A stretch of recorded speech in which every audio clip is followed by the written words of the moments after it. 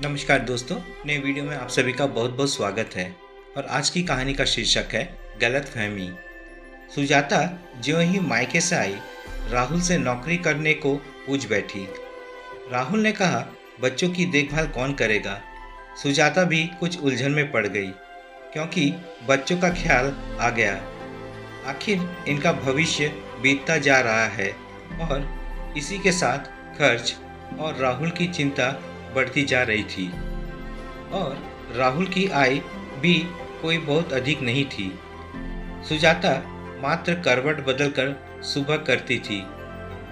अंततः वो राहुल से फिर पूछ बैठी, मुझे भी नौकरी करने दो, परेशानी कुछ तो कम होगी। कर्ज के गर्त में गिरते हुए राहुल को सुजाता की बात ठीक लगी।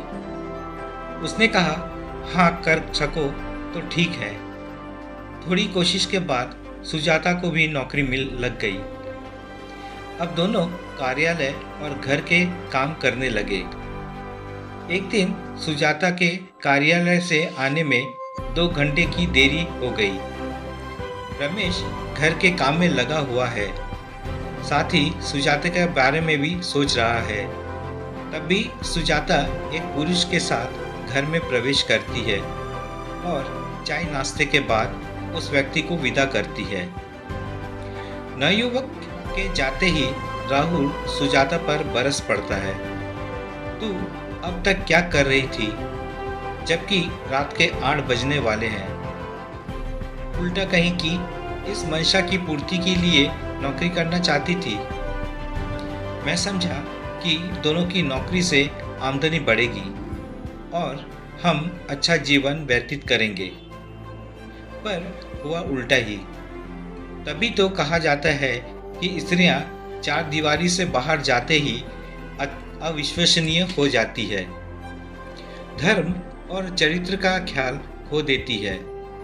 सुजाता निर्दोष थी, फिर भी अपने स्वभाव के कारण चुप रही।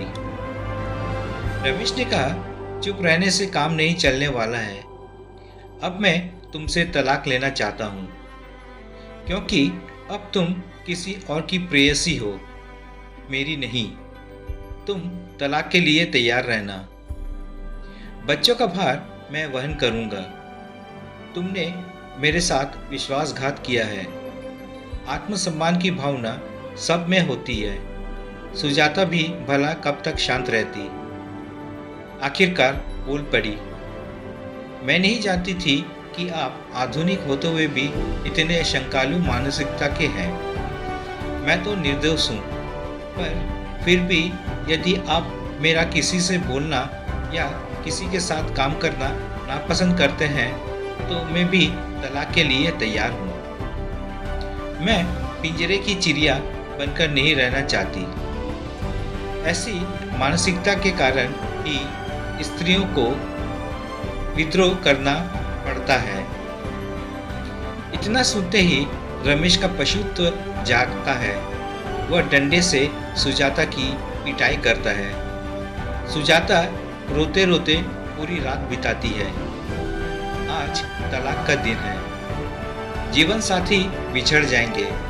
राहुल यह जानने की कोशिश करता है कि कहीं सुजाता निर्दोष तो नहीं है। अदालत की ओर बढ़ते कदम के साथ राहुल के मन में यह प्रश्न कौंधने लगता है। वह सोचने लगता है कि कोई स्त्री गलत होकर भी ऐसे जवाब नहीं दे सकती है। तभी सामने से उसे सुजाता आती हुई दिखाई देती है। राहुल सुजाता से कुछ देर अकेले में बात करने की विनती करता है। सुजाता बात करने के लिए तैयार हो जाती है। राहुल सुजाता से अपनी गलती के लिए माफ़ी मांगता है। सुजाता कुछ देर सोचने के बाद राहुल को अपनी गलती सुधारने का एक मौका देने के लिए तैयार हो जाती है। दोनों फिर घर की ओर चल पड़ते हैं। तो दोस्तों, ये थी आज की कहानी। अगर कहानी पसंद आए तो कमेंट्स, लाइक और शेयर ज़रूर कीजिएगा और चैनल में नए हो तो सब्सक्राइब जरूर कीजिएगा। तो मिलते हैं नए वीडियो में एक नई कहानी के साथ। चैनल में बने रहने के लिए बहुत बहुत धन्यवाद।